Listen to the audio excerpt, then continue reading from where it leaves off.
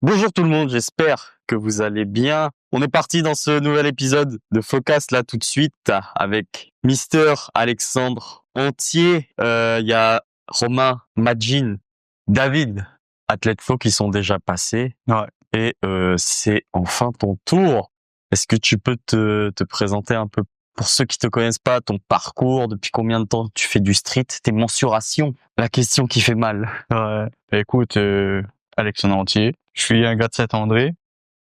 Ça fait pas longtemps que je suis sur le tampon. Ça doit faire, allez, ça fait quand même 5 ans, quoi. Pas longtemps pour la fac. À peine, tu vois, juste pour la fac. Après, j'ai décidé d'habiter ici, quoi. Bah, écoute, ça va, je fais 1m70, 1m70, voilà. 60 kilos, tranquille. Genre, pour les personnes qui se demandaient combien je pesais, bon, c'est pas un secret, quoi. De toute façon, ça varie un petit peu. Ouais, ça varie de temps en temps. Je peux faire 61 comme parfois 9. Mais bon. Tu faisais combien de kilos quand t'as commencé? Ça, là, je faisais, 47 kilos. Donc, ouais. ça veut dire que t'as pris 13 kilos de muscle et seulement full street workout. Jamais de salle à côté. Full street workout. Ouais. Et avant ça, est-ce que tu faisais d'autres sports ou pas? Ouais, je faisais beaucoup de taekwondo. Toute ma jeunesse, je faisais du taekwondo, de la natation, un peu de foot en loisir, mais ça va. Et déjà de la compétition de ce que tu m'as dit plusieurs fois. Dans les 3 sports que t'as cités ou uniquement dans le taekwondo? En natation, quand j'étais plus jeune, ouais. Après, j'avais arrêté, parce que j'avais plus envie de faire. Je me suis consacré uniquement au piano, au taekwondo.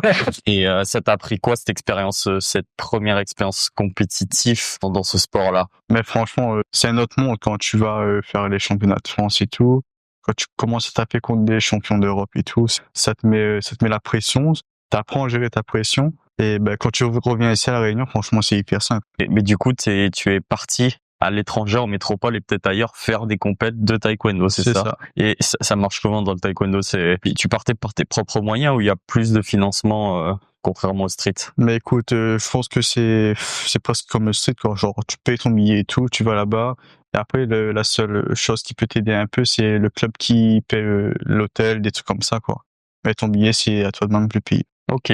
Donc le taekwondo, c'était le sport que tu faisais avant le street workout. Ouais. J'étais un bagarreur sur les tatamis. Mais quand on te voit en vrai, on sait que tu représentes la force tranquille. Tranquille, ouais.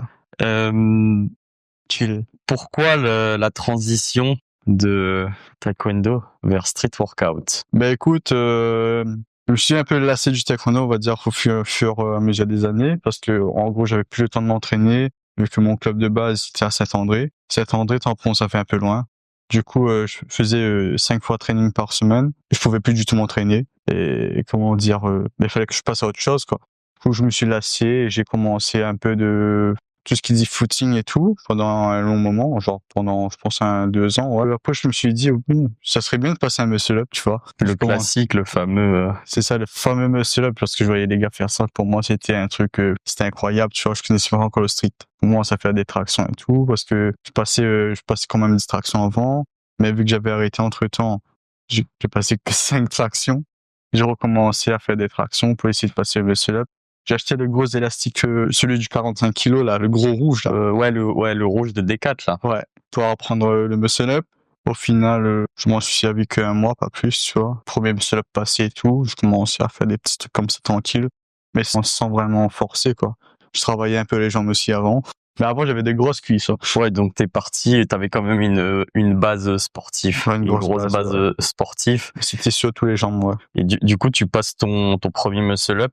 Et après, qu'est-ce qui fait que tu laisses le set and rep pour aller plus dans la discipline d'aujourd'hui, le statique, où t'as quand même un très bon niveau pour le peu de temps que tu pratiques? Ben écoute, après on va dire que j'étais un peu seul à la fac, du coup en fin de L2, et c'est là que je rencontre Monsieur Rouminou. On commence à parler et tout, et en gros il me montre un peu c'est quoi le street. Il me fait une petite démonstration de front lever et tout. Et là, je me dis, wow, il faut que j'essaye et tout. Et là, il m'emmène sur le fameux terrain de l'université, le terrain d'athlétisme. Il met cette petite barre Décathlon, sa vieille barre là. Il me montre comment mettre les élastiques et tout pour faire du front. Là, j'essaye, je me casse la gueule dessus. Il m'aide au fur et à mesure des entraînements à faire. et justement, je comprends les techniques et tout. Et ben, c'est comme ça que je commence à faire du front. Après, il y a eu le parc de l'université, le fameux parc de street, qui est pas mal, n'empêche. On a commencé à s'entraîner. C'est là que le niveau a commencé à pull up. Du coup, front lever, euh, la planche. La planche, c'est une histoire plus compliquée, si je n'abuse. Ouais.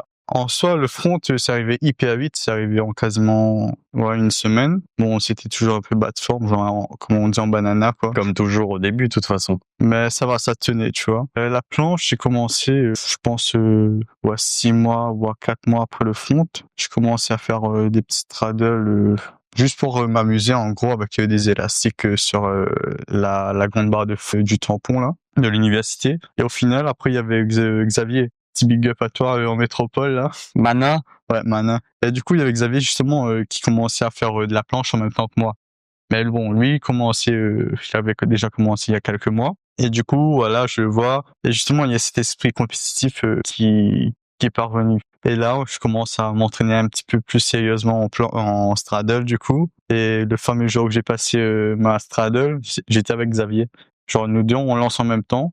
Je passe. Et quand j'arrête, boum, de périostite. Ça va, j'ai tenu. Est-ce que tu peux expliquer un petit peu c'est quoi la périostite pour ceux qui connaissent pas, parce que déjà en tant qu'athlète, c'est quelque chose que tu as vécu, je sais pas si tu le vis encore, mais après dans ta formation, tu as fait un master STAPS à part, et donc tu as eu des cours d'anatomie quand même. Ouais.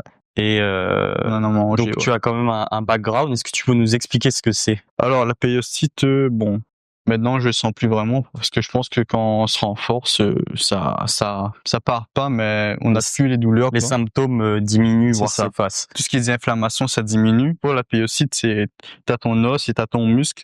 C'est quand tu contractes trop ton muscle, il y a un décollement du périoste. Qui est le périoste, c'est la membrane entre le muscle et l'os, ouais. Et ça fait hyper mal au début, genre ça peut durer facilement 4 à 6 mois si tu te renforces pas. Et tu t'as fait comment pour diminuer ces symptômes justement? Écoute, moins de planches. Moins de planches? Ouais, beaucoup moins d'intensité, et justement, c'est comme ça que mon niveau il varie en front et en planche. Quand j'étais blessé en front, je travaillais plus la planche, et inversement du coup. À part les périostites, est-ce que tu as connu d'autres blessures ou pas? Ouais. Bon, le fameux poignet big up à Noah. Crescence. Ouais, il y avait le poignet, il y avait l'épaule, et surtout, il y avait en fonte, il y en a beaucoup qui en ont aussi. C'est la fameuse douleur au dos. Et ça fait hyper mal. Moi, je dirais plus que la périostite. En plein milieu du dos, à quel endroit pour juste visualise? On va dire que c'est une petite zone comme ça, mais juste à côté de la colonne vertébrale. Et ça fait hyper mal. Des deux côtés? Non, à gauche, à droite? Toi, t'as eu qu'un seul côté. T'as fait comment, justement, pour récupérer de cette blessure? Comme la périostite ou rien à voir? Déjà, oui, un peu comme la périostite, parce que tu vas mettre beaucoup de moins d'intensité. Et par exemple, en fond, on travaillait avec de plus gros élastiques, du coup, moins de poids à lever, et surtout beaucoup moins de volume. Et ça passe au bout de quelques semaines, quoi. Et après, à côté de ça, t'as fait du kiné ou pas? Non, du tout? Pas du tout. Juste là-dessus? Jamais fait de kiné.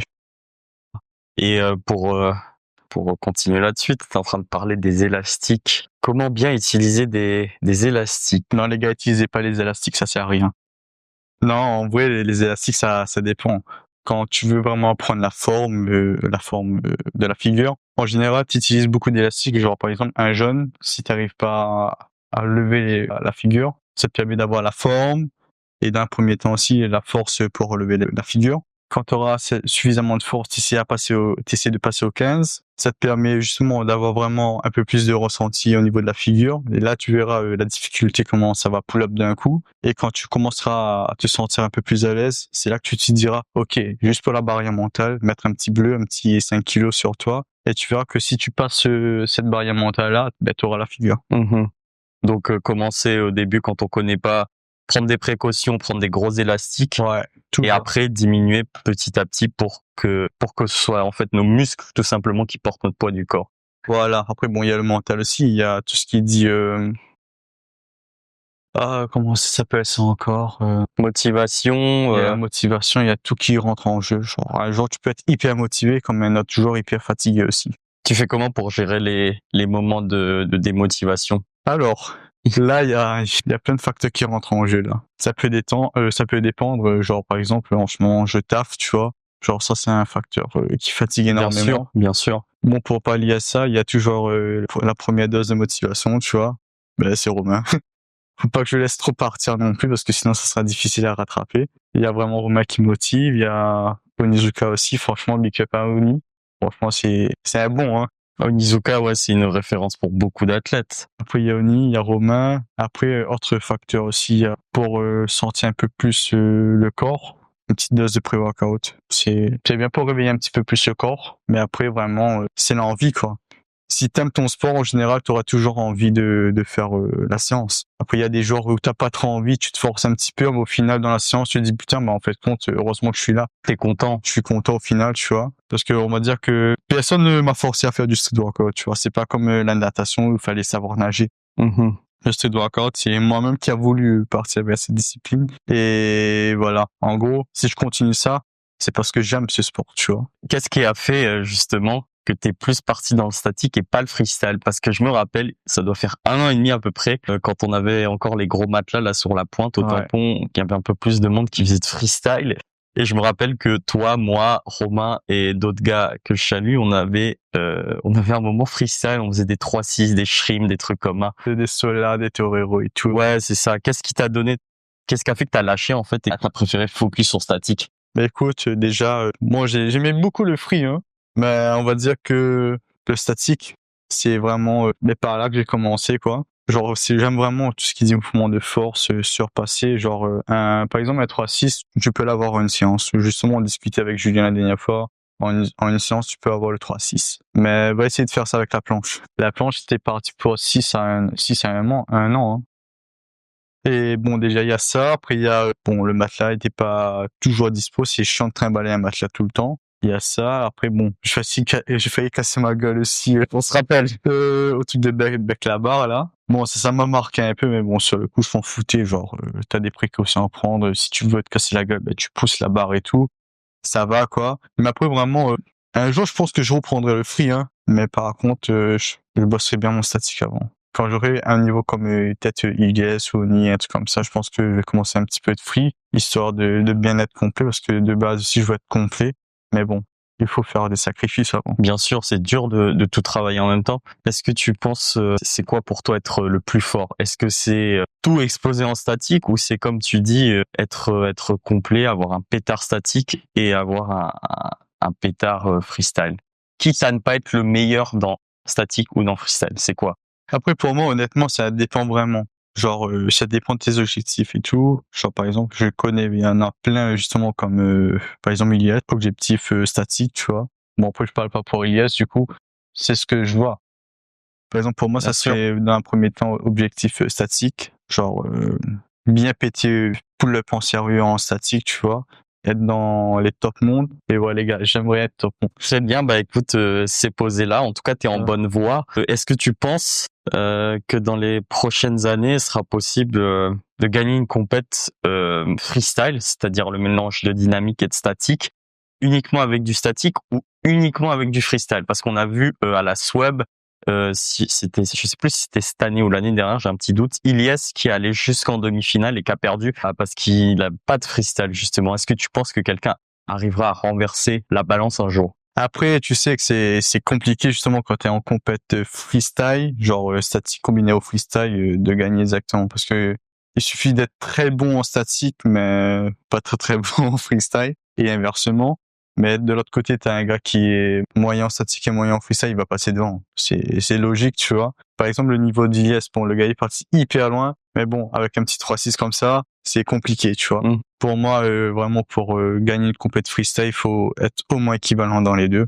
Pas forcément un pétard statique ou un pétard freestyle, mais être kiff-kiff. En parlant de Ilyes, est-ce qu'il y a d'autres athlètes, en parlant d'Ilyes et Onizuka, d'autres athlètes qui t'inspirent, te motivent, mis à part des gars, des statiques? Est-ce que tu regardes un peu des gars qui font du freestyle aussi, ou? En vrai, ouais, il y a un gars qui fait du freestyle aussi. Bon, ben, c'est, avant de venir au freestyle, il y a Mani aussi qui motive pas mal aussi, tu vois. Ilyes, Oni, Mani. God of Static, il est vraiment pas mal aussi, tu vois. Il y a qui encore? Il y a l'élève de, je sais plus si c'est l'élève de Kim Elvin. Melvin. Ouais, il y a Melvin, franchement, il est pas mal aussi. Après, il y a qui encore? Il y a Mani, il y a Gusta. Franchement, très bonne combinaison entre statique et freestyle. Puis il peut y avoir qui encore qui me motive de temps en temps. Elfo aussi, il est pas mal. Elfo, et je crois il a pas 40 planches push-up, quelque chose comme ça. Je sais pas. Je sais plus, ouais, mais en tout cas, ouais, Elfo très fort. Après, il y a un gars aussi que j'aime beaucoup en freestyle, Tony, hein. Tony Gast, Ouais. Gastelum. Genre, le gars, il est hyper bon en free. Et franchement, le gars, il s'est amélioré, je trouve, en statique, hein. J'ai vu cette dernière vidéo, là. Tony, il revient plus fort à la sub. Bah ouais, il revient à la sub cette année, il remet son titre en jeu, ce qui demande, je pense, pas mal de courage. En parlant de compète, est-ce que tu peux nous parler un petit peu de ton expérience compétitive? Déjà, qu'est-ce qui t'a donné envie de te mettre à la compète? Ben écoute, de base, je voulais pas faire de compète. C'est Romain qui m'a dit, allez Alex, fais la compète. J'ai dit, bon, ben ok, la première compète, c'était à Saint-Paul. Comment ça s'appelle encore ce parc-là, au truc de... Master of Strength. Master of Strength, ouais. C'était la compète organisée par Lucas et son équipe, là. Et Guillaume et son équipe plutôt. Et ben écoute, là ça faisait pas longtemps que j'avais commencé le street. Et bon, vu qu'il y avait Romain et tout, qui faisait la compète, je dis bon, ok, on va essayer, juste histoire de voir et tout. Et ben là, on commence la compète. J'avais dans ce temps-là un straddle. Je venais d'unlock la straddle push-up sur le jour J. Avec l'adrénaline. Ouais, genre Romain m'a dit push. Ben j'ai essayé, j'ai fait 3 push. Et j'avais le front, j'avais la victoire avec single bar, et j'avais quoi encore? Front pull-up et un touch, genre truc basique quoi. Et en face de moi, il y avait Crescence. Noah Crescence. Ouais, il y avait Crescence et voilà, on a fait le truc, j'étais terminé 4e. Il y avait Romain, je crois qu'il y avait Romain premier, deuxième, c'était qui encore? Irecha peut-être? Non. Angelo avait pas participé? Si, je crois que c'était Angelo. Angelo avait participé. Ouais, c'était Angelo deuxième. Ouais. Angelo deuxième, et il y avait Noah troisième, moi quatrième du coup. Ça m'a motivé à performer parce que j'ai dit bon, genre si des gars de la run c'est atteignable comme niveau, tu vois. Dans ce temps-là, je connaissais pas tout ce qu'il dit au niveau de l'hexagone et tout, mes niveaux là-bas. Du coup, pour moi, je me référençais à ces niveaux aussi. Et justement, plus on avance et plus justement tu commences à découvrir du monde dans ce milieu. Et c'est là que je commence à voir un peu plus loin que la Réunion. Là, tu commences à voir en métropole, tu commences à voir au Brésil, en Amérique là-bas, tous les niveaux qu'il y a. Et franchement, ça permet de visualiser quel niveau il faudrait que tu atteignes pour être top monde, tu vois. Et c'est là que tu commences à pull up en niveau, commencer à faire vraiment tes entraînements pour réussir, quoi. Très bien. En parlant d'entraînement, est-ce que dans ta formation STAPS, il y a des cours ou des choses, des informations que tu as apprises que tu as pu appliquer concrètement dans ta pratique? Oui, il y en a énormément. Workout. Il y en a énormément. Déjà la première année en STAPS, bon, on va dire que c'est un bourrage de crâne. Et c'est là que justement il y en a plein qui décrochent, mais bon, si tu décroches pas, tu continues, tu verras que justement les connaissances que tu acquiers en L1, ça te permet justement d'être renforcé au fur et à mesure des années. Et c'est justement ces connaissances-là qui te permettront de faire un bon corps de séance d'entraînement, savoir comment gérer les temps de récup et surtout comment ne pas te blesser. Très bien. Pour retourner sur la partie compétition, ouais. Parce que je pense qu'il y a d'autres choses à dire. On a fait une petite aparté. Si tu peux nous parler aussi de ton expérience de juge, parce que si je dis pas de bêtises, tu as commencé en tant que juge, non? Ouais, juge. Ouais, j'ai commencé en tant que juge. Juge débutant, aspirant. Ouais, premier, c'était un juge vraiment débutant, et encore, j'appelle même pas ça juge, tu vois. Genre, la première compétition, c'était la ISC 0. À Bois-Madame, il y avait Romain qui faisait sa compète et tout, du coup je l'ai accompagné. Et là les gars me disent ouais, il manque un gars et tout pour la compétition. Et là il y avait Angelo, il y avait Raph, il y avait tout le monde. Et les gars ils ont demandé est-ce qu'il y a quelqu'un qui pourrait justement juger les techniques. Et là justement il y avait Raph qui m'a dit peut-être lui il peut, tu vois. Raph me connaissait pas non plus, je connaissais aucun gars là-bas. Je connaissais même pas Noah et tout, Dylan et tout. Et là j'y vais là-bas et Angelo justement il me dit tu connais les figures toi? J'ai dit pas tellement. Ah disons, t'inquiète pas, bon je sais pas comment Dieu, t'inquiète pas, prends chrono. Et voilà, je commençais avec un chrono. Et au final, bon, tout ce qui dit ISC, on va dire que je suis un peu le juge officiel de la ISC. Bon, c'est dommage, ça se fait plus. Et toi, on va dire que j'étais le juge officiel de la ISC 1, 2. Normalement, cette année, c'était la 3. J'ai toujours fait juge, justement, j'ai jamais voulu participer. J'ai voulu rester juge comme ça. Et on va dire que en faisant juge, c'est différent que d'être athlète. Justement, tu vois d'autres facettes de la discipline. Tu vois que c'est compliqué parfois de juger deux personnes qui se battent ensemble et qui ont à peu près le même niveau. Et là, justement, c'est là que il faudra que tu commences à analyser les petits points, mais vraiment, par exemple, imaginons qu'il y a deux personnes qui ont le même niveau en front, qu'il y a un en false et l'autre en no false. Et c'est là qu'il faut commencer à bien juger vraiment, tu vois. Mais sinon, dans l'ensemble, c'est une bonne expérience à prendre. Qu'est-ce que tu penses du fait d'intégrer la vidéo en compétition comme on a pu le voir à la Barbender cette année pour avoir des replays? C'est-à-dire que les juges ils peuvent revoir la vidéo, revoir le passage de chaque et athlète. franchement, c'est la chose à faire, hein. Dans tous les sports de combat, par exemple, si je reprends le taekwondo, il y a la vidéo replay. Si t'as un doute, tac, on regarde et ça permet d'être sûr, tu vois. En général, en vidéo replay, dans les sports de combat, il y en avait au moins 2 de chaque côté, tu vois, 2 caméras, histoire de voir plusieurs angles pour que tout le monde soit d'accord. Parce que si pas tout le monde est d'accord, c'est compliqué d'avancer dans le jugement. Et justement, c'est très important d'avoir un jugement commun, en tout cas, pour permettre un bon jugement. Donc, c'est super déjà d'avoir une vidéo replay. Et c'est très important, moi, je trouve. Donc, tu as fait l'ISC 0 à Bois-Madame, si on peut appeler ça comme ça. ISC 1, ISC 2 aujourd'hui. On est la date où l'ISC 3 était censé se dérouler. Mais avant ça, tu as participé à la compète qu'on a organisée avec Romain. IGS 1. Est-ce que tu peux nous parler un peu de la compète? Comment tu l'as préparée? Je crois que tu étais blessé à cette période. Ouais. Comment t'as préparé? Bah écoute, c'était au feeling, hein, moi je trouve, hein. Genre parce que je m'entraînais pas vraiment tous les jours déjà. Je m'entraînais pas tous les jours. Je faisais quand même mon temps de récup. Avant mon temps de récup, c'était le week-end. Le week-end, c'est précieux, les gars. Appréciez-le. Du coup, là, j'apprécie mon week-end. Mais par contre, du lundi au vendredi, on tapait dans les entraînements. Vraiment. C'était aucune récup.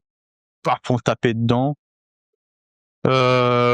Après, oui, pour revenir sur le vif du sujet, c'était vraiment, je m'entraînais endurance, petite sèche aussi. Honnêtement, j'avoue que pour la l'IGS, je suis passé de 60 kilos à quasiment 57. Ah ouais.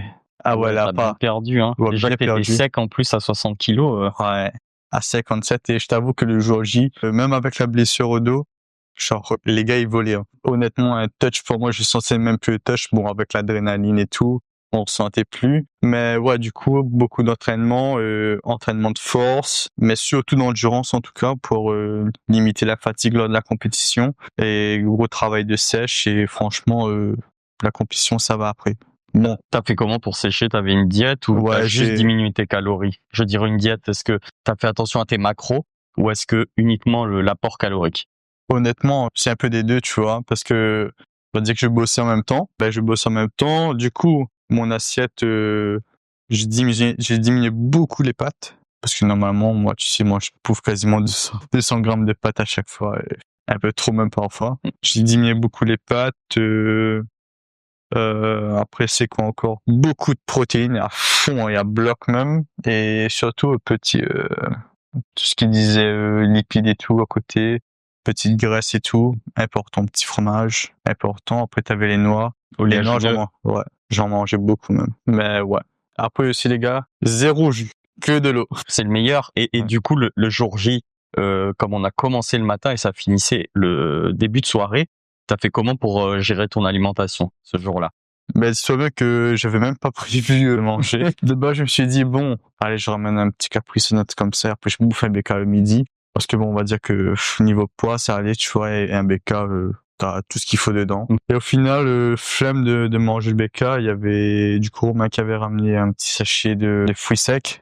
On a bouffé les fruits secs le midi avec un petit Rockstar qui était offert par l'IGS avec une petite dose de pré-workout. Après, ça, c'était bon, hein. Et ça s'est bien déroulé pour toi. Ouais. Ça s'est bien déroulé. T'as même, t'es arrivé en finale. Ça, qu'on salue d'ailleurs. Tous les très bons athlètes. Et tu finis deuxième du coup. Ouais. Comment ça se passe dans ta tête à ce moment-là quand on annonce cette deuxième place? Bah écoute, Tu t'y attendais? Est-ce que pour moi c'était kiff en vrai. Hein. En soi, il y avait Noah. Franchement, Noah, il était bon, hein. Mais dans ma tête, c'était, il y avait une personne à essayer de concurrencer, c'était Romain. Dans ma tête, c'était Romain. Quand Noah est passé, bon, je regardais Noah, mais c'était vraiment, je me focus sur Romain. Je voyais faire les trucs, je dis putain, le gars il est bon, faut que je fasse encore mieux. J'ai fait son premier passage, ça me motive, j'essaie de faire des bons trucs. Et je me suis dit, putain, le deuxième passage, il fait un truc encore mieux. Ça sera difficile de faire mieux, il faut tenter des choses. Du coup, voilà, là, j'essaie de faire justement ma Victor Wide, hein, bien prendre sur le côté. Et après la Victor Wide, je dis, putain, mais j'ai rien prévu ensuite. Du coup, voilà, tac, Victor Wide, et j'essaie de monter en wide après. Et là, je suis bloqué, je sais plus quoi faire. Je dis, bon, on va essayer des push. Je fais des push en wide, je dis, putain, j'arrive, en fait. Et c'est là, justement, le deuxième round, on va dire que j'essaie de faire plein de choses. Il y a des choses qui passent, des choses qui passent, mais qui sont un peu moins beaux. Et justement, moi, je pense que vraiment, c'est le contrôle, l'aisance du move qui m'a fait perdre, en tout cas. Parce que Romain, dans tous les trucs qu'il faisait, on voit qu'il était à l'aise et tout. Pas forcément le gros power move, mais il était vraiment à l'aise. Et c'est ça vraiment qui m'a fait réfléchir aussi avec la aisance du mouvement. L'aisance du mouvement. Et en faisant des compètes aussi, t'apprends beaucoup de choses. Par exemple, dans cette compète-là, j'ai appris qu'il faut être plus clean. Et comme quoi, 5 push-up, no hold, ça compte pas, quoi. Tu pushes, tu hold à la fin, et là, le point, il est validé. Tu pushes, tu t'arrêtes, ça compte pas. T'as des trucs comme ça qui t'apprend beaucoup de choses, justement. Quel conseil t'aurais à donner à des débutants, justement, qui ont jamais fait leur première compétition de street workout, qui sont peut-être hésitants, qui osent pas et qui savent pas aussi non plus forcément quelles sont les règles, les 3 types de juges, par exemple. Ok. Les gars, si vous êtes débutants et que vous avez envie de commencer la compète, hein, faites comme moi. Partez, essayez. Si vous faites un petit classement, tant mieux les gars. Si vous faites pas, les gars, on s'en fout si on fait pas des classements. Genre, dans tous les cas, on apprend. On peut que s'améliorer après. Et dans tous les cas, les gars, c'est un kiff, hein. Genre, vous rencontrez des gars, vous faites connaissance et tout. Et justement, c'est en créant des contacts comme ça, qu'on peut justement faire plus de rassos, connaître plus de gars, connaître leurs entraînements. On peut que pull-up comme ça. Moi, justement, la première compète que j'ai fait, je connaissais que dalle, hein. Je connaissais personne. Il y avait juste qui je connaissais. Il y avait juste Créessence que je connaissais, mais pas vraiment. Il y avait Romain, Créessence, il y avait Angelo. Et tous les autres gars de la compète, je les ai connus comme ça, hein. C'était l'occasion de les rencontrer, ouais, justement. Après, faut dire que le street, les gars, c'est pas de la concurrence à avoir, hein. Pour moi, le street, les gars, c'est une entraide commune. Genre, si tu t'améliores, par exemple, pour moi, j'ai pas d'honte à donner des conseils, hein. En contraire, moi, j'en donne. Et si le gars, il pull up en face de moi, ça me poussera à pull up encore plus. Pas de honte, tu veux dire, pas de problème de retenue. C'est ça, parce que je connais justement, il y en a plein de gars qui veulent pas donner les conseils pour que les gars, ils pull up pas. Mais les gars, moi, je suis pas du tout comme ça. En contraire, s'il faut donner des conseils pour s'améliorer, moi, j'en donne. Venez, moi, j'en donne. Bon, les gars de Saint-Denis, ils connaissent comment je suis, moi, j'en donne. Il y a pas d'hésitation là-dessus. Au contraire, les gars, si vous vous améliorez, mais ça me poussera à m'améliorer moi aussi. Dans tous les cas, faut pas rester sur ses acquis. Et voilà. Après, ces petits problèmes techniques, petit moment de pub. Placement de produit. Code Romain 5 et code Alex 5 sur la page Flow. Également celui de Magine et celui de Spicy. Pour continuer sur la partie compète IGS 1, est-ce que tu as d'autres compètes prévues là pour 2025 ou 2026? 2025, il y a IGS 2. Là, en ce moment, justement, il n'y a que ça qui me pull up là, qui me motive. Un peu pour l'année prochaine, j'aimerais bien justement commencer des compètes à l'international. Parce qu'en soi, à La Réunion, il y en a qui sont partis. Il y a Raph, Angelo, Zinedine, Romain, Noah, et je crois pas qu'il y en a d'autres, hein. Dans la dernière génération, les athlètes les plus récents, il me semble pas. Ouais. Kevin Poujoie qui est parti aussi au WCF, les championnats du monde. Ah oui, il y a Kevin aussi, ouais. Et justement, je trouve que ça permet d'avoir une vision globale pour mieux progresser en gros. Romain est parti à Barbender. Ça l'a permis d'avoir un autre ressenti que c'est à La Réunion. Justement, j'aimerais savoir qu'est-ce que ça fait justement de voir des gars comme ça en face de toi? Bon, t'as déjà le Romain Natival de la Réunion, tu vois. Mais bon, faut dire que si Romain, lui, il a pu apprendre, nous aussi, on peut qu'apprendre avec, tu vois. Bien sûr, bien sûr. C'est un des objectifs, j'espère, qui pourra se concrétiser les années prochaines, c'est que plus d'athlètes comme Angelo, Yerecha, Ouais. toi, enfin pas toi pour le coup, mais Romain ou Noah puissent partir. Toi, tu penses que ça passe par quoi? Il faut faire quoi? Il faut développer quelle branche pour que les athlètes aient plus d'opportunités?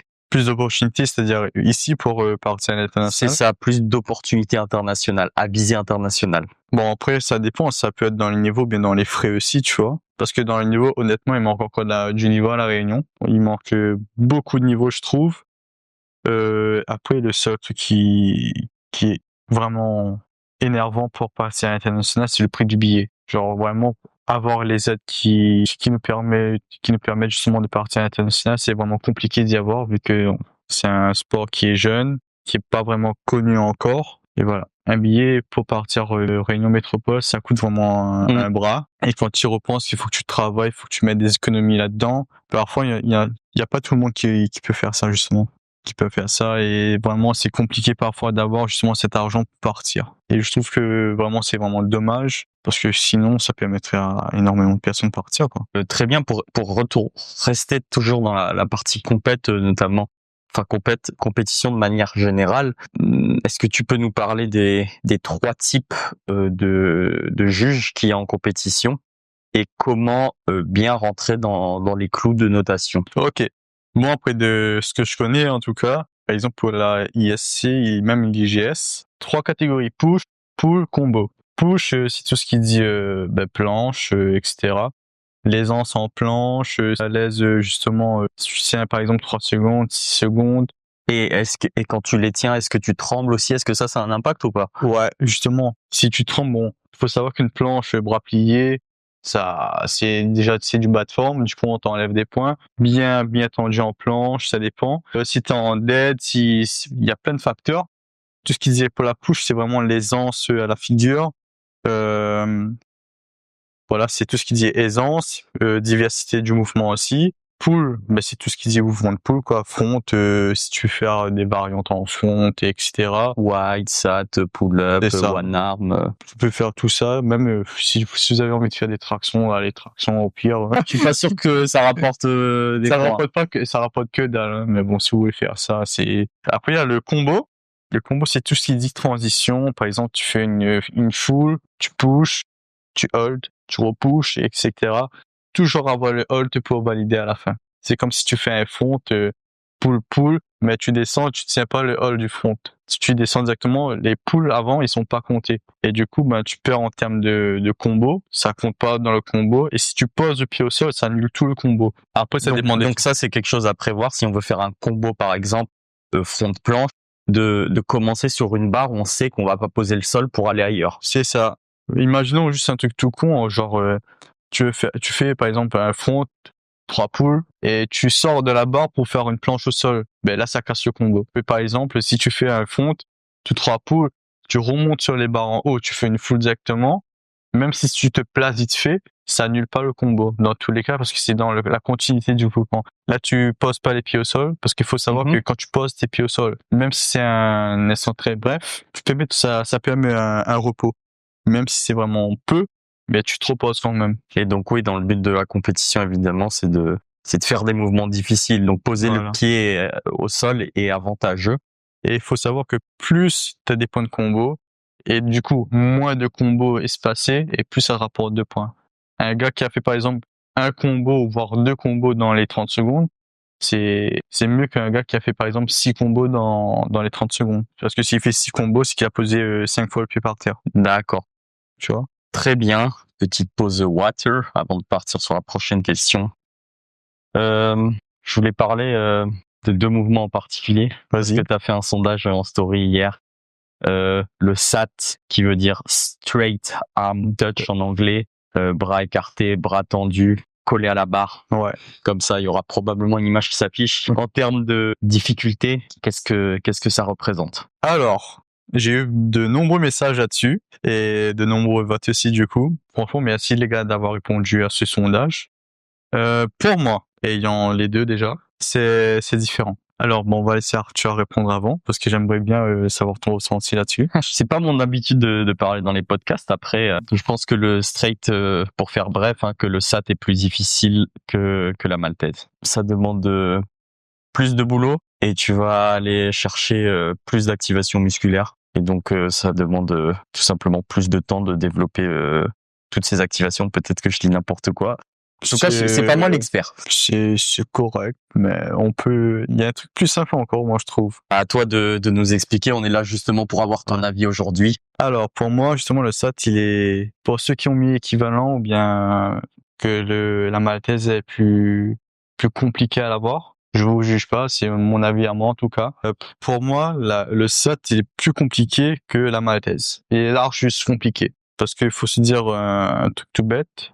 En SAT, quand déjà, pas beaucoup de personnes ont le SAT à La Réunion, et on peut justement compter combien il y en a. Actuellement, je crois qu'il y en a que deux, Je crois qu'il y en a que deux, il y en avait un troisième, mais le gars, il revient là.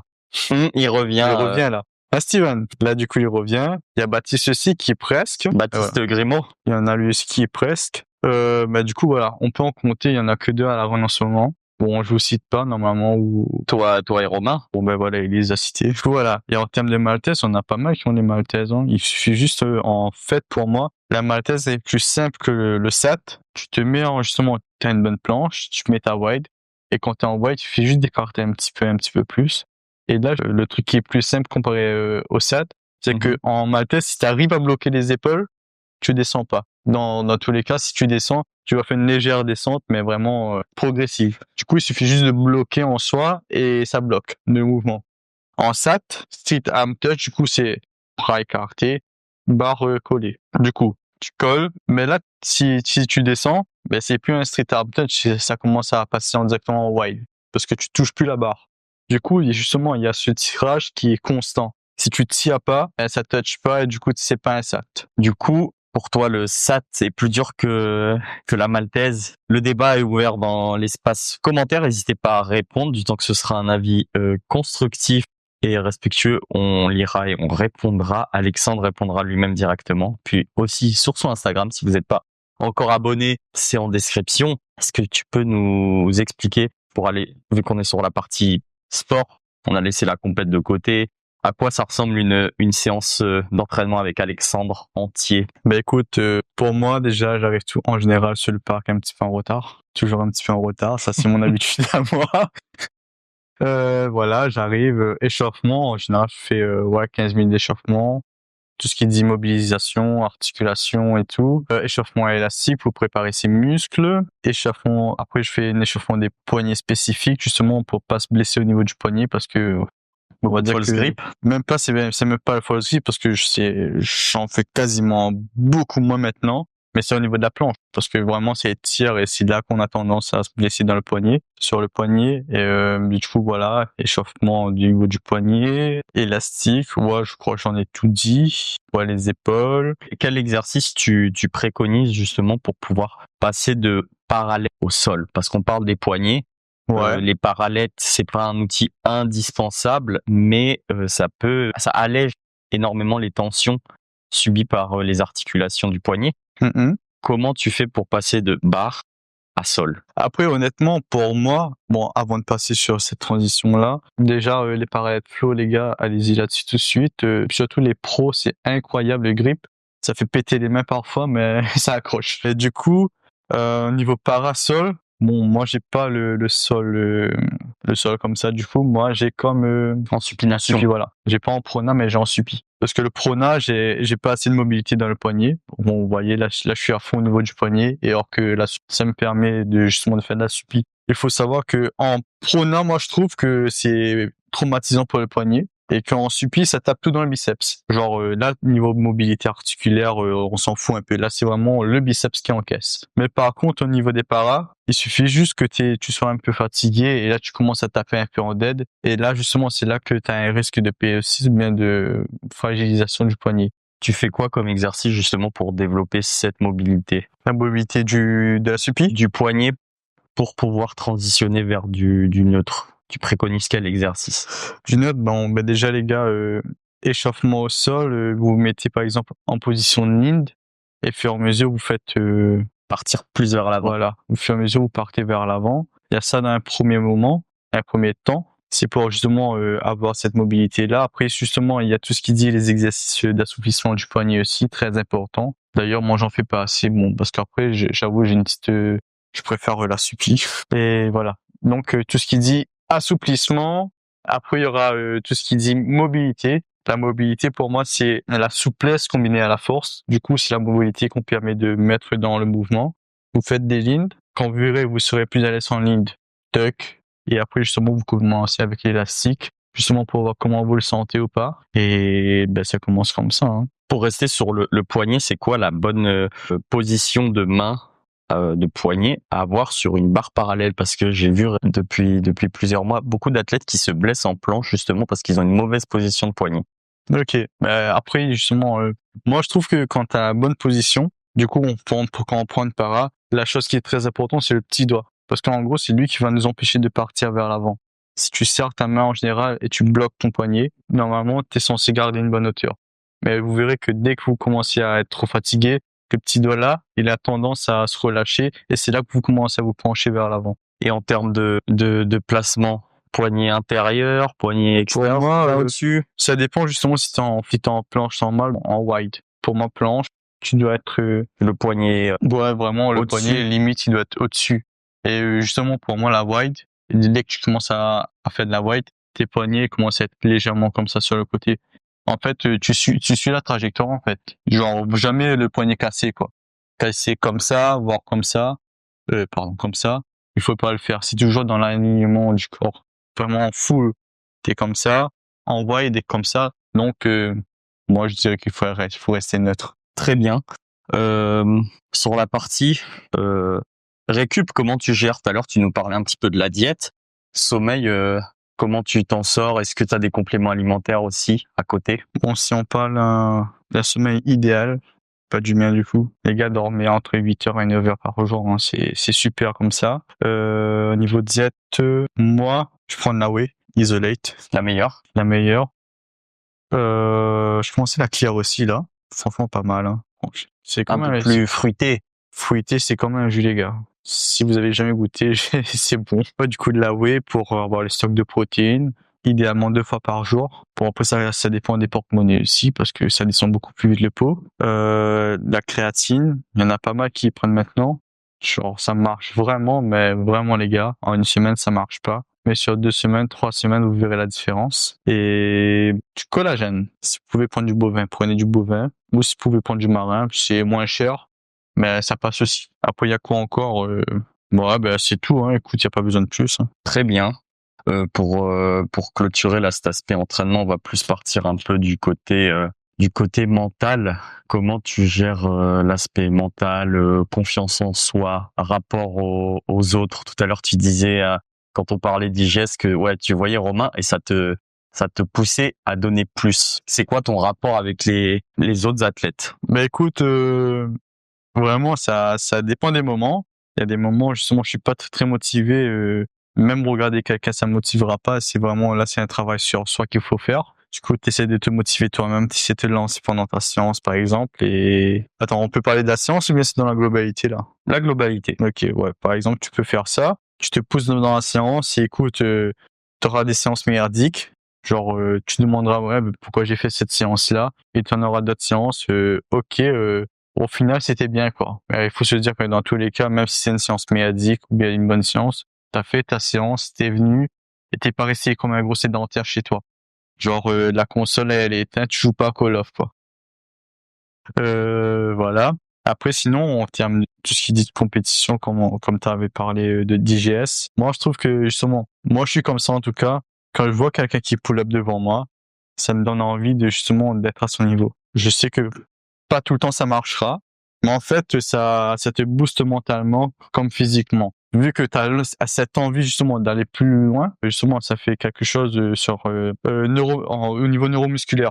Tes muscles, justement ton cerveau il envoie plus d'informations aux muscles, du coup tu peux mieux contrôler tes mouvements et tu auras plus de hype. Et justement, pour l'IGS, je voyais Romain faire ses moves. Même Ulrich, quand j'ai affronté Ulrich, franchement, de base, je voulais pas faire. Mais c'est Ulrich qui m'a motivé. Il m'avait dit, ouais, Alex, même si t'es blessé, on s'en fout, on fait ça pour le kiff.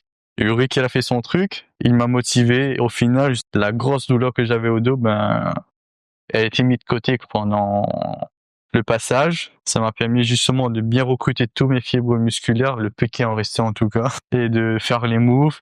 Toujours avoir un mental d'acier, les gars. Et faut pas avoir peur d'avoir cet esprit compétitif. C'est ça justement qui va vous permettre d'aller plus loin. Mais justement, avoir un bon esprit compétitif, c'est pas justement cracher sur les autres. Ouais, du coup, pour moi, la différence entre la compétitivité, une bonne compétitivité et une mauvaise. Une bonne, tu vas prendre que le meilleur. Genre, même si en face le gars est meilleur que toi, ça va te motiver justement à aller vers de l'avant. Et justement, pour moi, la mauvaise compétitivité, c'est que tu te dis, putain, le gars là, il est mieux que moi, c'est chiant, ça fait chier, tu vois. Bon, faudra mettre des bips dans la vidéo. Genre, ça casse les couilles. Et du coup, là, tu vas te dire, et là, tu vas te dire, ouais, c'est la génétique, c'est parce que le gars, il fait 1m60, il fait 40 kilos et tout. Là, c'est chiant, moi, je fais 1m70. Et là, justement, tu vas commencer à parler derrière les gars. Moi, je trouve que ça se fait pas. Moi, je trouve que justement, si le gars il est meilleur que toi, ben, les gars, entraînez-vous. C'est le seul truc à faire. Pour moi, justement, si tu te morfonds sur toi-même que l'autre gars il est meilleur que toi en face, c'est que le mental il est pas là. Ben tu progresseras pas comme ça en tout cas. C'est qu'en t'entraînant que tu pourras progresser. Et il faut pas oublier que le street, avant justement cet esprit compétitif, c'est une communauté qui doit être unie avant tout. Parce que les gars, si chacun s'entraîne chez soi à la Réunion, les gars, le street il va pas pull up. Hein. Justement, si vous voulez vous améliorer, c'est en confrontant les niveaux, justement donc dans les compétitions, ça vous permettra justement de connaître vos défauts, vos points forts et de les améliorer. Ça fait une parfaite transition sur la communauté rayonnaise. On est en train de glisser en plein dedans. C'est quoi ton avis sur la communauté et comment tu l'as vu évoluer ces dernières années? Ben écoute, ça fait pas longtemps que je suis dans le game. Hein. Mais bon, quand je suis rentré dans le game, une full planche, c'était incroyable. Juste pour te dire le truc, maintenant c'est banal. Ben pour moi, la communauté rayonnaise, il y a eu des grosses tensions. J'en cache pas, je cache pas ça. Mais en principe, ça devrait être de mieux en mieux. Comment je vois là, ça recommence à coller un peu. On verra si ça dure dans le temps en tout cas. Mais il y a quelques mois même, je pense que Jean Delahaye, qui est ici en ce moment à La Réunion, genre même lui, il a remarqué que justement entre le sud et le nord, c'était un peu divisé. Mais justement, ça va. Là, la communauté est en train de se recoller, se ressouder sur des bonnes bases. J'espère que ça va durer. En fait, moi, j'espère vraiment, en tout cas, je dis ça du fond du cœur. Et on verra comment ça va avancer parce que les gars, une communauté vraiment soudée et ça permet tellement de possibilités, ça permet tellement de créer d'autres événements et surtout ça permet pas le boycott en tout cas. Tu parlais d'événements. Les événements, c'est quelque chose qui touche le grand public, mais aussi comme les réseaux sociaux. Tu vois cet outil comment aujourd'hui? Du positif, du négatif, peut-être une façon de s'adresser à des gens qu'on connaît pas forcément? Ouais, mais pour moi, franchement, les réseaux, c'est super bien, je trouve. Genre, ça permet de toucher un grand nombre de publics, que ce soit un public de 10 ans, voire de 53 ans. Toutes les personnes qui utilisent les réseaux sociaux, surtout en ce moment sur tout ce qui est TikTok et tout, genre, ça envoie, quoi. Par exemple, sur un réseau comme Instagram, en faisant des reels, justement, comme on en avait parlé, ça permet justement d'atteindre un public vraiment spécifique ou global, ça dépend dans quel sens tu tournes justement ta vidéo. Par exemple, tu auras des vidéos plus focus comme De la performance. Voilà. Ça, en général, ça va pas toucher un grand nombre de publics, ça va surtout toucher un public spécifique de street. En général, voilà, ça t'auras moins de j'aime, moins de vues en tout cas là-dessus. Après, tu auras un contenu plutôt TikTokable, du coup, comme par exemple les petites vidéos qui font un peu débat en ce moment là. Par exemple, Ilias qui court sur la place publique, qui fait une foule. Les gars, j'aime bien moi. Hein.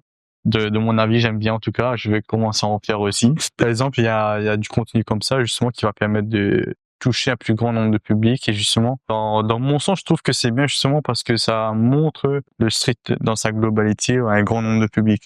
Il n'y a pas que de la perf en tout cas parce que on va dire qu'au niveau des perfs, un jeune public ou un public lambda, ils vont se dire ouais ok c'est bien. Mais je trouve que justement, dans un contenu TikTokable, le public qui va voir ça, il va dire, OK, je vais essayer de faire et tout, c'est atteignable, quoi. Les gars, ils vont commencer à bosser par rapport à ça. Ils vont se dire, OK, c'est atteignable, du coup, ils vont essayer. Alors que si tu mets une grosse perf tout d'un coup, les gars, ils vont dire, OK, bon, on swipe et tout. Ils réalisent peut-être pas forcément. C'est ça. Si t'as la chance, ils vont mettre un j'aime, mais sans plus. Et voilà, en gros, le contenu TikTokable, qui va permettre de toucher à tout public, de rapporter des vues, faire connaître le street dans l'ensemble, et surtout faire commencer une nouvelle génération encore, tu vois. Très bien. Bon, pour clôturer cette partie un peu plus réseaux sociaux, on va retourner rapidement sur la compétition. Est-ce qu'il y a une compétition qui te fait rêver plus que d'autres? Ouais, moi je dirais qu'il y en a une ou plusieurs compétitions. Il y en a plusieurs. Il y en a une que faut que je m'améliore d'abord en statique et je commence à mettre du free du coup. Ça c'est la compétition que je veux faire, mais bon, il faut encore des années d'entraînement du coup. Il me faut du free aussi. Mais les gars, c'est tout simplement la sub. Hein. Je m'y attendais. La sub c'est un rêve. Hein. Faire la sub et tout. Déjà de participer c'est déjà bien, mais imaginons de faire arriver dans tout ce qui dit demi-finale et tout, c'est un rêve. Là tu rencontres justement les meilleurs du monde. C'est le championnat du monde quoi. Et c'est un rêve. Après j'aimerais bien justement faire de la Barbenders. La Barbenders ça serait hyper bien. Après t'avais aussi en Espagne Iberian Battle. Iberian aussi c'est super. J'aimerais bien faire Iberian aussi. Et il y aurait quoi d'autre? Barmania aussi, c'est pas mal. J'aimerais bien faire Barmania aussi. Mais vraiment, la compète que je veux faire, c'est la sub. Très bien. On va clôturer cette partie compète pour finir sur la partie conseil à un débutant. Comme tu as commencé il y a pas très longtemps, tu es parti presque de zéro. Quels sont tous les conseils que tu aurais aimé avoir quand tu as commencé? Ok. Donc, il y a 3 ans, les conseils que j'aurais aimé avoir, bon, après, j'en ai eu, hein. C'était comment commencer, par exemple, si tu veux te spécialiser en fonte, en planche, en free, ça dépend parce que ça convient pas à tout le monde. Il y en a plein de personnes qui commencent par le statique, mais qui au final commencent le freestyle, qui préfèrent le freestyle. Moi, je dirais dans l'ensemble, il faut commencer un peu partout. Tu commences statique, freestyle, certaines reps, street lifting, etc. Tu commences un peu tout, tu vois lesquels tu préfères. Moi, je commence le statique exactement. C'était ma branche de départ. J'ai kiffé ça. Du coup, je suis resté là-dedans. J'ai testé un peu de freestyle, un peu de j'ai testé à tout. Voilà. Et voilà. Donc, ma branche à moi, elle s'est révélée d'être le statique, du coup. Mais voilà, les conseils que j'aurais aimé, c'est vraiment, regarde la globalité et choisis ce que tu aimes au début. Après, tout ce qui dit conseil d'entraînement, donc c'est ça que tu m'avais posé comme question. Ben moi, je suis parti sur une bonne base déjà, l'élastique. C'est la meilleure base qu'il y a. T'es pas obligé de rester 20 000 ans en tuck, avoir 20 secondes de tuck ou passer en one leg et tout. Moi, je trouve qu'avec l'élastique, justement, ça te permet d'être exactement dans le vif du sujet. Du coup, voilà, faut savoir justement adapter les élastiques en fonction de tes séances. Après, ben voilà, c'est ça en général, hein, adapter ses élastiques. Et après, quand tu seras à l'aise avec les élastiques, savoir comment faire tes séances après. Tu as toujours une partie échauffement, courte séance et retour au calme. Voilà, du coup, après, c'est ce que j'aurais aimé savoir un peu plus, ou bien avoir plutôt, c'était tout ce qui disait rasso. Parce qu'on va dire qu'on s'est longtemps entraîné avant, seul sur des parcs. Et après, justement, il a commencé à avoir des personnes. Voilà, tout ce qui disait rasso. Tout ce qui disait rasso, ça permet justement de connaître des gens, de mieux s'entraîner et justement d'avoir peut-être une association comme Calisthenics Réunion qui permet de t'accompagner dans tes entraînements. Très bien, très bien. On va partir sur la deuxième partie de cette interview que tu connais. C'est les questions des abonnés. On en parlait en off. Il y a beaucoup de questions. Ouais, je sens qu'il y aura des trolls là. Sur cette petite transition, on va partir tout de suite sur les questions des abonnés que vous avez posées. Il y a des questions de tes amis, de tout le monde. Il y aura des trolls aussi. Il y aura des trolls aussi. Ça fait partie du jeu. C'est une note un peu plus légère. On rigole un petit instant. Pourquoi tu es toujours en retard? Les gars, le retard, c'est quelque chose que ça a toujours été là. Hein. C'est dans les gènes. Le retard, je précise. Parfois, bon, c'est des trucs qu'on peut pas prévoir. Mais parfois, c'est des trucs qu'on a prévus, mais qu'on a oublié au final. Parfois, tu te dis que tu as le temps. et au final, tu prends ton temps, et au final, t'as plus le temps. C'est aussi simple que ça. Très bien. On te demande pourquoi, qu'est-ce qui t'a donné envie de faire des compétitions? On en parlait tout à l'heure, mais peut-être que tu as des points à rajouter. Ben, je pense que c'est l'ensemble, hein. Genre, de base, comme j'avais dit, j'avais pas envie de faire des compètes. Et au final, bon, la première compète a si bien passé. Du coup, ça m'a permis de voir tous les points enrichissants, mais tous les points on prend, quoi. Et du coup, ben voilà. On pioche là-dedans, on s'améliore, et on pull up en plus. Très bien.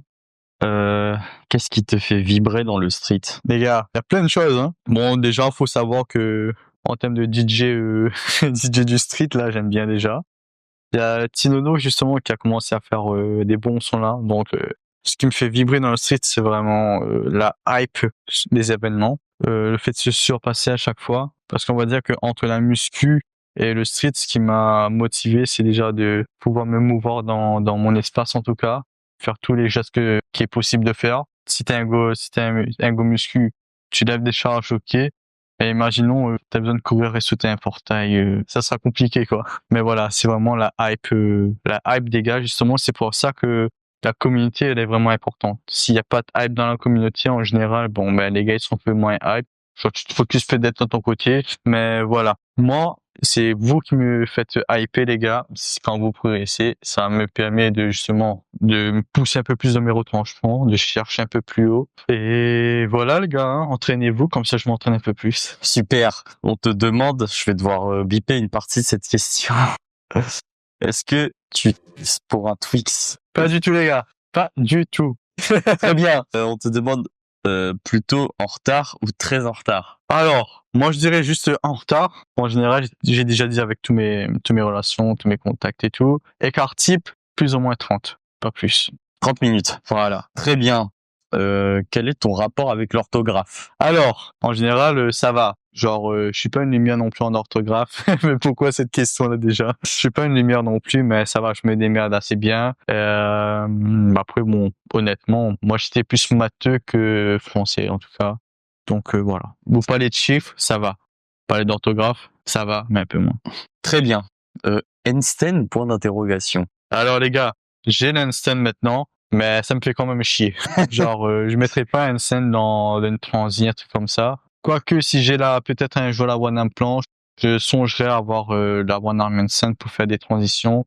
Mais pour l'instant, Très bien. Je tiens à dire que j'ai quand même le one arm, le Einstein tout court. Est-ce que la Réunion a du potentiel? Énormément. Il y en a énormément. Justement, je trouve que parfois c'est du gâchis les gars, montrez-vous, hein. Comme je dirais, montrez-vous, faites-vous connaître, venez au rasso, montrez qui vous êtes, les gars. Genre, on peut être monsieur lambda, pas se faire connaître et tout, mais ok, à un moment donné, arrêtez, venez, les gars. Tout le monde a besoin de pull-up, montrez votre niveau et Partagez. partagez, les gars, montrez que vous êtes fort. Genre, ok, il y a des têtes de liste à la Réunion, mais les gars, vous aussi, vous pouvez être aussi fort que nous, hein. Genre, moi, qui sait, peut-être que j'aurai une blessure demain, et les gars, vous passerez devant moi, hein. C'est pas un problème. Moi, au contraire, j'accepterai. Au contraire, vous me motiverez encore plus. Donc, les gars, montrez-vous, faites péter le niveau. Très bien. On te demande quelle est la chose qui t'a permis de progresser aussi vite. Alors, la chose qui m'a permis de progresser aussi vite, ben, les gars, c'est déjà d'être assidu aux entraînements. Surtout, les gars, chose irréprochable, avoir de bons amis. Genre vraiment de mon partenaire d'entraînement, moi je dirais c'est le b.a.-ba. Il faut ça pour avoir un bon entraînement déjà. S'entraîner seul c'est bien, mais avoir des amis avec qui s'entraîner avec, se confier lors des entraînements, les gars, c'est le meilleur truc à avoir, quoi. Des bonnes relations, un Voilà. bon entourage. Avoir des bonnes relations et justement pas avoir des personnes qui te crachent dessus en arrière. Moi je trouve que c'est vraiment important. Et ben ouais, assidu aux entraînements, avoir de bons amis justement avec qui t'entraîner. Vous n'êtes pas forcément obligé d'être fort, mais juste une motivation constante, tu vois. Par exemple, regardez, il y a Fabrice, hein, Kaisa. Le gars, il est parti juste une foule et en ce moment, le gars est pull up de ouf et ça suffit à motiver un gars, tu vois. Moi, ça me motive, hein, Fabrice. Continue comme ça. Et du coup, voilà, de bons amis, de bonnes relations, une bonne hype à chaque entraînement. Et du coup, après, ouais, il y a tout ce qui dit alimentation, sommeil, voilà, les gars. Tous les points qu'on a traités avant. Voilà. Et vraiment, les gars, surtout pour progresser, amusez-vous. Très bien. On te demande quel est ton avis sur la Stantchev maltaise. Ça, c'est qui? C'est un gars de Saint-Denis, ça? Je te dirai en off. Je te dirai en off qui t'a posé la question. Ok. Alors, pour la Stantchev, franchement, les gars, elle est dure, hein. Elle est très compliquée. Pour moi, une Stantchev, elle est plus compliquée soit c'est plus compliqué que les airplanes, soit elle est équivalente à les airplanes. Parce que, bon, j'ai pas la Stantchev, j'ai déjà passé les airplanes, mais voilà. À voir. C'est un mouvement qui est hyper traumatisant. Déjà, la airplane, ça nique les épaules. Mais la Stantchev, en plus, elle va te niquer les poignets en plus. Donc voilà, à voir la relation entre douleur et etc. Si c'est vraiment, on va dire, si c'est bien lors des compétitions ou bien si c'est pas bien ou pas, on verra. Est-ce que le retour sur investissement est Voilà, si le retour positif. sur investissement est positif ou pas. Très bien. On te demande qu'est-ce que tu veux améliorer sur ton niveau et pourquoi. Alors, pour mon niveau, amélioration, moi je dirais que déjà être un peu plus clean en fonte, ça oui, avoir une meilleure endurance. Moi, ce qui me peine en ce moment, c'est tout ce qui dit en touch, tout ce qui dit transit ou touch. Genre, j'ai jamais assez bossé dessus. Franchement, il faut que je commence à bosser un peu. Mais voilà, après c'est surtout en planche où j'aime pas la presse. Mais je commence à le bosser là. Ça arrive petit à petit, mais sûrement on dit. Voilà. Très bien. T'as une dernière question qui n'en est pas vraiment une. On te dit big up Alexandre, continue à mettre le street en avant. Merci les gars, ça fait plaisir. Super, bon, on a fini sur cette partie. Question des abonnés. On va partir sur la dernière rubrique que tu connais. C'est les questions rapides, un peu plus légères, un peu sport, un peu plus touche à tout. Alors moi c'est hamster. Est-ce que tu es prêt? Ouais. Front ou planche? Fonte. Maltaise ou sat? Sat. Planche ou maltaise? Maltaise. Front ou sat? Sat. Entraînement en intérieur ou extérieur? Extérieur. Parc ou salle? Parc. Freestyle ou statique? Statique. Figure de rêve? Figure de rêve. Ça arrive, hein. Je suis sat. Une blessure qui t'a marqué? Blessure qui m'a marqué. Mon dos. À quel moment tu t'es senti le plus fort? Le plus fort? Tiens, ouais, c'est une bonne question. Je pense que à l'IGS, je me suis senti bien. Et je pense après l'IGS, il y a quelques mois, quand je commençais à faire mes 37 push to hold, là, je pense que j'étais vraiment au summum en planche, en tout cas. Très bien. Quel est l'exercice que tu aimes le moins? La presse. Quelle musique ou style de musique tu écoutes à l'entraînement? Bah écoute, j'écoute beaucoup de styles de musique, mais en général c'est pas forcément du fond, je sais même pas comment on appelle ça. Putain, attends, je sais même pas comment ça s'appelle le truc. Parce que j'ai plusieurs styles de musique et par exemple là la dernière qui me motive, on va dire que du hardstyle. Hardstyle, sinon des musiques de la LS, c'est des musiques russes qui envoient de la paix. Très bien. Un mot pour décrire ton style en tant qu'athlète. Chill. Si tu étais pas dans le sport, tu ferais quoi? Maçon. Non, je déconne. Quel sport tu ferais si c'était pas du street? Honnêtement, je pense que je me suis orienté vers du sport de combat. Ouais. Quel est ton plat favori? Alors, il y en a plein, hein. Mais je sais pas, bon, je pense que papa, tu vas regarder, il y a le fameux porc piqué là. Un délice. Très bien. Quel est ton pré-workout favori? Le pré-workout favori, alors, c'est celui de Knockout. Ça envoie un bon peps. Très bien. Quelle est la destination, l'endroit que tu rêverais de visiter? Je rêverais visiter. En vrai, il y en a peut-être 2 ou 3 ou 4. Il y en a plusieurs, en fait. Mais ouais, ça serait peut-être tout ce qui dit Los Angeles. Sinon, en Russie, j'ai pas de là. Sinon, il y aurait aussi la ville où Ristov, il s'entraîne. Mm-hmm. Il y aurait plutôt cette salle. La salle légendaire. Voilà, la salle légendaire. Après, ouais, tout ce qui dit Espagne, il découvre un peu les autres. Mais ouais, sinon, ça serait Los Angeles, la fameuse salle et d'Espagne. Très bien. Et la Russie. Et la Russie. Si tu devais résumer 2024 en 3 mots, ce serait quoi? 2024, A, B, C. C'est des lettres, du coup, ça marche pas. C'est toi, j'ai essayé d'inventer un truc, mais ça n'a pas marché. Je cutterai la partie con, mais je cutterai pas le ABC. Ah non, ça, il faut enlever dedans. Bon, si tu veux, je cut, mais j'enverrai dans le groupe. Allez, répète le truc. Si tu devais résumer ton année 2024 en 3 mots, ce serait quoi? En 3 mots. C'est compliqué, hein. C'est compliqué. Ouais. 2024, ça aurait été, déjà, IGS, fatigue et quoi encore? J'hésite entre flow. Tu peux dire, c'est pas forcément sport, hein, ça peut être, tu peux dire diplômé, un truc comme ça, tu vois. Master.